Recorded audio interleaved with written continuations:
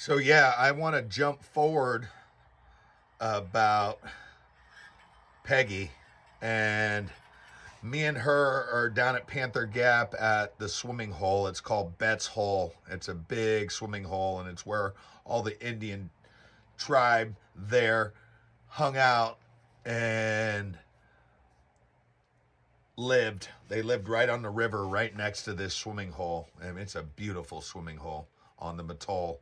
But we go down to the swimming hole and we're hanging out, and um, I'm looking at her, and I always have this magic in me, and I'm able to see stuff, and I have a sixth sense that's from getting into all the L at 3 years old. I am different.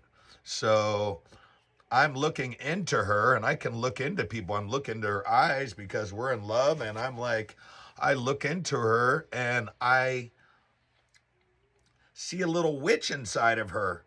And I tell her, I go, oh my God, there's a witch inside of you, this little like witch. And she laughs and she goes, ha ha ha, ha. That's six. That's six. I've always had six with me. Six is this little entity that has been with her since she was a little kid. I guess maybe when she got adopted. I'm not sure where this little entity showed up, but I am looking at it and I ask it, who do you serve?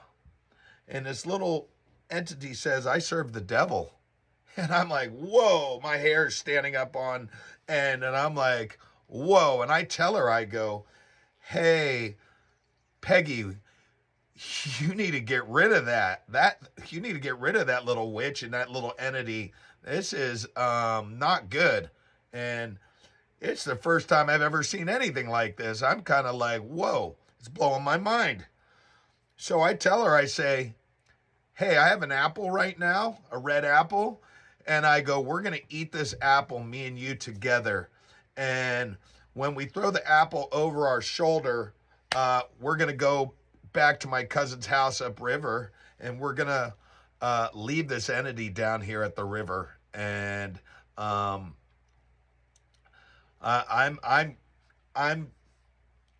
in the name of God, and I'm kicking it out. I'm like, hey, telling this entity that it has to leave, and I'm making her say yes. Okay. And so we go back to my cousin's cabin. I'm sleeping in his little pyramid cabin that he has right on the river, right above his cabin. And we go to sleep at night, and I wake up in the middle of the night, and this spirit is going around me with a bunch of other spirits, and I can feel it going woo, and it's like literally going woo, and it's brushing in front of me and behind me, and I'm sober, I'm not anything, I'm freaking out. So I wake up in the middle of the night and I just start praying. I'm like praying, and I'm scared. I'm praying. Um, this really pushes me to start being on the path to being spiritual, but this supercharges the magic in my life because I choose good. I choose God. I don't mess with no entities, and I'm not going to play with no possession. But I wake up in the middle of the night, and it is like scared the you know what out of me. Anyways, I the next morning I go, and I have a picture of Jesus, and I have a picture of Buddha, and I put them both next to us, right above us when we're sleeping. So we sleep in this little and I'm burning sage, and I'm like praying. I start praying full speed, uh, day and night. I'm praying while I'm with her because I'm like that scared me, and so we head back down to Santa Clara, and we go down there and then jump back to the part where a girl says she's pregnant and we're in love, and I'm living with her. I've been living down there for 2 or 3 months, and I get her pregnant, and then she's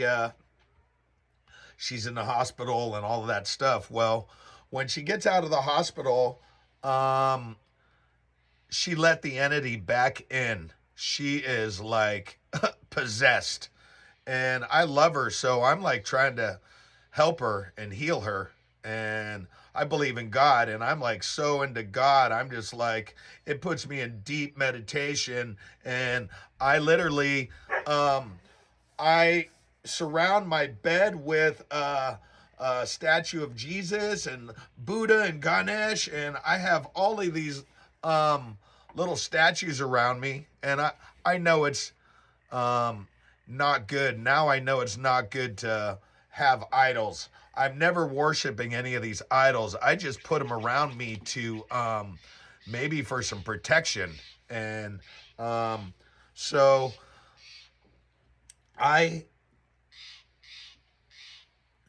am hanging out with her, and this possession has been taking her over, and she is cussing out this girl that says she's having my babies every day. So after she gets out of the hospital, and she lost the baby from a tubal pregnancy and almost died, and came back fully, that entity had fully taken her over. She was possessed. uh, but when you love someone, you stick by them um, through whatever, thick or thin. Well, um, a little bit of time goes by, and it's New Year's, and um, she wants to go see the Counting Crows. They're touring in the Bay Area, and they had just had their big hits, and they're like, um, they're playing at the Hard Rock on Van Ness. And so I go with her and her cousin and my cousin Sam.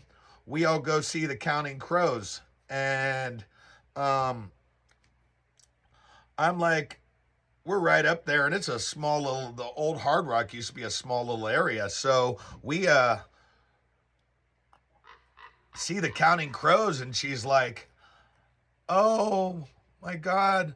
At the end of the show, she goes up to see Adam with her cousin, the lead singer from the Counting Crows, and um, she says, "Oh my God, I'm the biggest fan. I love you." I don't know exactly what they're saying, but they exchange numbers, and um, we're driving home. I'm driving her car home, and she's sitting right beside me, and she goes, "Oh, I love Adam. I'm so in love with Adam."